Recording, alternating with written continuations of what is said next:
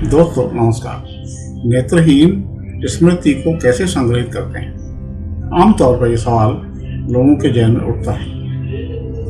इस बारे में अधिकृत जानकारों से जानकारी चाहने पर उनका कहना था कि नेत्रहीन व्यक्ति के मस्तिष्क में भी चित्र बनते हैं, लेकिन उनका स्वरूप इस बात पर निर्भर करता है कि वह जन्म से नेत्रहीन है या फिर बाद में दृष्टि खोई है। जो व्यक्ति जन्म से ही कभी नहीं देख पाए, उसके मस्तिष्क में चित्र वैसे नहीं बनते जैसे दृष्टिवान लोगों के मन में बनते हैं। उदाहरण के लिए, यदि आप लाल गुलाब सोचते हैं तो आपके मन में उसका रंग और आकार उभर सकता है, लेकिन जन्मजात नेत्रहीन व्यक्ति के लिए गुलाब की स्मृति उसकी सुगंध, स्पर्श, आकार, कांटों और उससे जुड़े अनुभवों के रूप में होती है। अर्थात उसकी मानसिक दुनिया ध्वनि, स्पर्श, गंध, स्वाद और स्थानिक अनुभवों पर आधारित होती है। यदि कोई व्यक्ति जीवन में किसी चरण में देखने के बाद नेत्रहीन हुआ है, तो उसके मस्तिष्क में पहले से संचित दृश्य स्मृतियां बनी रहती हैं।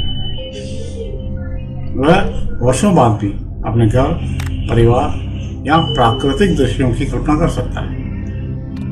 कई लोग सपनों में भी चित्र देखते हैं। आधुनिक न्यूरोसाइंस के अनुसार स्मृति किसी फोटो एल्बम की तरह नहीं रखी जाती।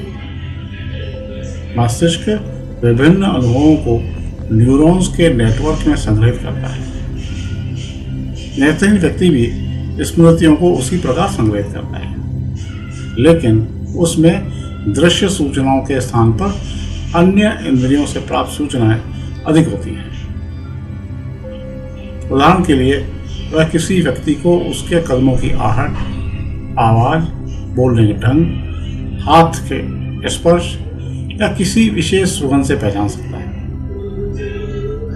अनुसंधानों से पता चलता है कि जन्मजात नेत्रहीनों के मस्तिष्क का दृश्य प्रांतस्था, जो सामान्यतः देखने के लिए काम आती है, निष्क्रिय नहीं रहती। वह ब्रेल पढ़ने, ध्वनियों की पहचान करने और स्थानिक जानकारी को समझने में सहायता करने लगती है। यानी मस्तिष्क स्वयं को पुनर्वितरित करता है। यह प्रश्न हमें यह भी सोचने को विवश करता है कि चित्र वास्तव में है क्या? क्या चित्र केवल आंखों से देखा गया दृश्य है या अनुभवों का कोई आंतरिक स्वरूप?